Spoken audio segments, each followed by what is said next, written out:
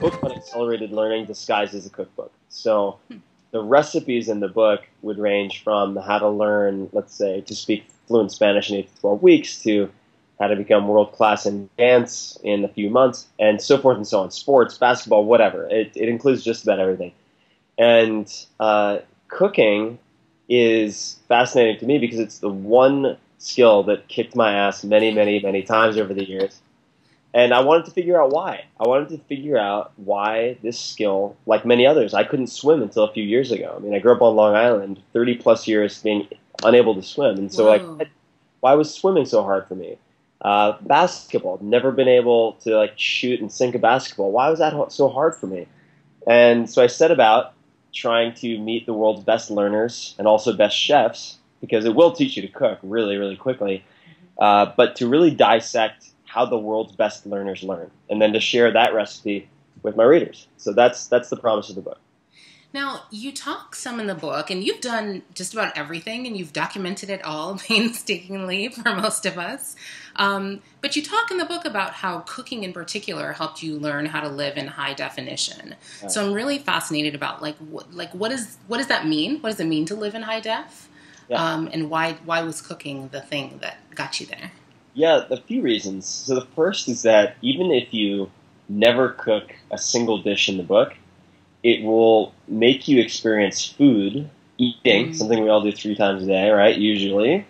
At least in my experience, it took me from black and white, like hot, cold, good, bad, spicy, not spicy, to just seeing it in a million colors and being able to pick out the hints of acid and oh, it's white vinegar, or it's lemon and cilantro and all the herbs and spices and all of that, which can seem really overwhelming, but in really short order, going from one end of the spectrum to the other just kind of blew my mind, because it took this fundamental part of being human, being an animal, and completely changed it for me.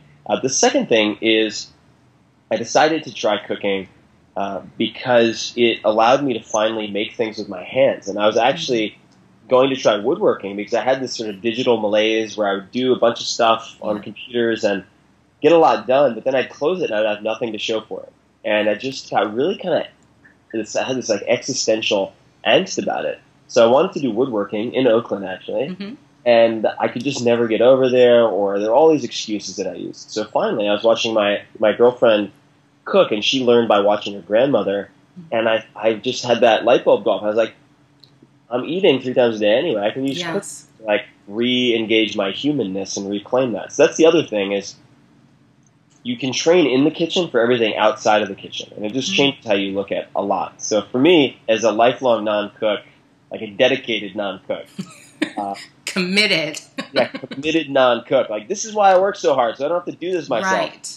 And it's become like a tea ceremony for me. Cooking is super relaxing. It's like my meditation. It's so wild. That's lovely, actually. And I feel like the tone of what you're talking about how this experience helped connect you to humanness is very ever present throughout the book. It feels like a manifesto to possibility in general, really in a large way.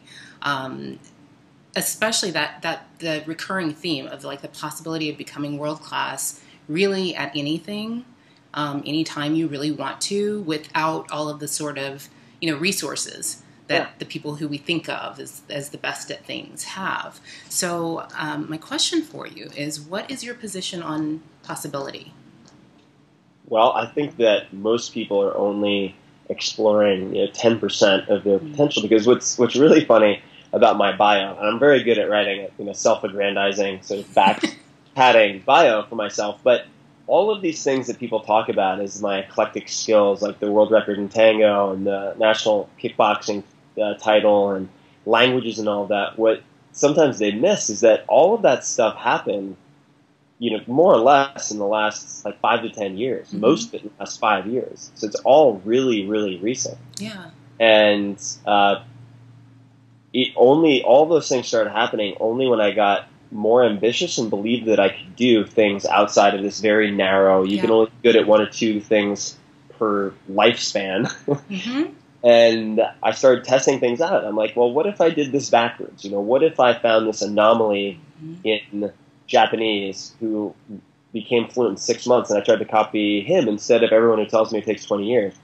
And all of a sudden, everything opens up. So my view on possibility is that you don't know until you try. And like, what's the downside? Yep. The worst thing that happens, you aim to become world class, and you just end up really, really, really good at Thailand or terrible, whatever. And even I think it was Larry Page, so co-founder of Google, has said, one thing that people miss is it's really hard to fail completely if you go after something big. It's really hard to fail completely.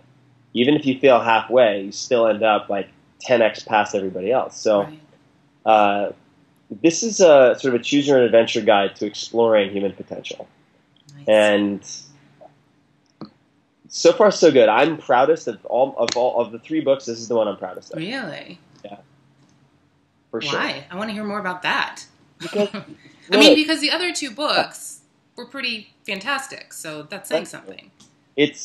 I feel like what allowed me to do the things in the first 2 books are what I explain in this book. Right. It's kind of like, this book is the bedrock foundation of everything that I learned and taught in the last 2 books. Yeah.